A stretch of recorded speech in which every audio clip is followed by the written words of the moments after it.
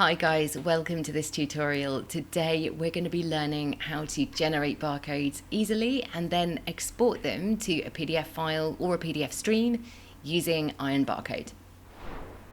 I've already installed IronBarcode in my project using the NuGet package manager, so let's just go straight to the program CS file. So firstly, you'll see the namespace using IronBarcode. Next, we're going to create a new instance of the GeneratedBarcode class. This is being done using the barcode writer's Create Barcode method, where we're passing in a URL and a barcode encoding type. So after generating the barcode, we've got a few different options for saving and exporting it. First one here is to just save it directly as a PDF. But you can also export the barcode as binary data. And this is really useful when you want to store the barcode in databases or transmit it over the network. Lastly, we've got an option to export the barcode as a stream. And this could be really handy if you want to pass the barcode to another process or integrate it into a larger data stream. Alrighty, let's run the project and see what we've got. Okay, our program's finished running, so let's open up the PDF file. There we go, our barcode as a PDF file.